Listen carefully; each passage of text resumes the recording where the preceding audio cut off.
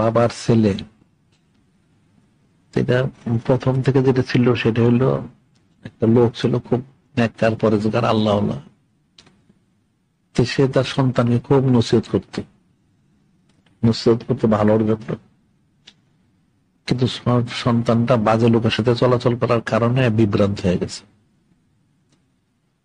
বিভ্রান্ত হয়ে গেছে এখন, কিন্তু সে তো তার বাবার কথা শোনে না।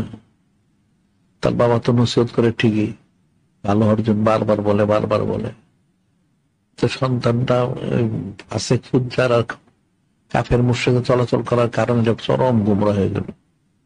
চরম গুমরা হয়ে সে গুসা করে গেল তার বাবাকে একটা বস্তায় ভরে নিয়ে তাদের এলাকা অনেকগুলি বড় বড় কূপ ছিল, কুয়া, একটা কুয়োর মধ্যে ফেলে দিল। কারণ সবসময় নসিহত করে, এত নসিহত, সারাদিন নসিহত, এত মুক্ত মুখ, সেই জানেন সন্তানটার পছন্দ হয় না। তার বাবা কিভাবে সে শহীদ করলো, নাউজুবিল্লাহ।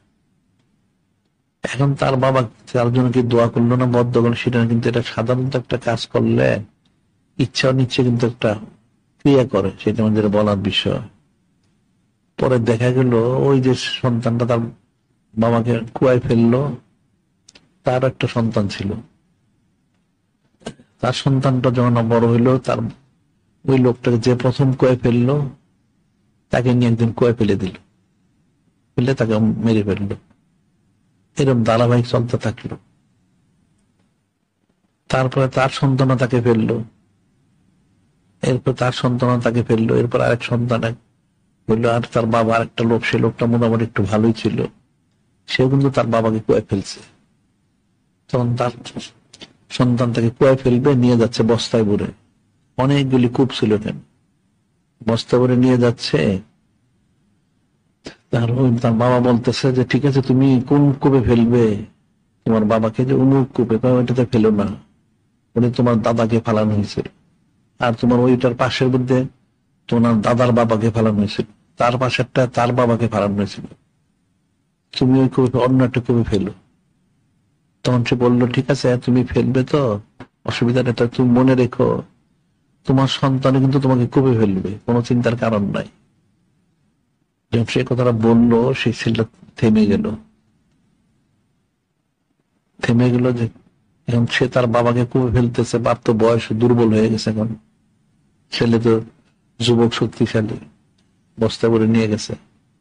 তখন ছেলেটা থামলো, থেমে বস্তা তার কাঁধের থেকে নামাইলো, নামায় মুখটা খুলে দিল। কেন?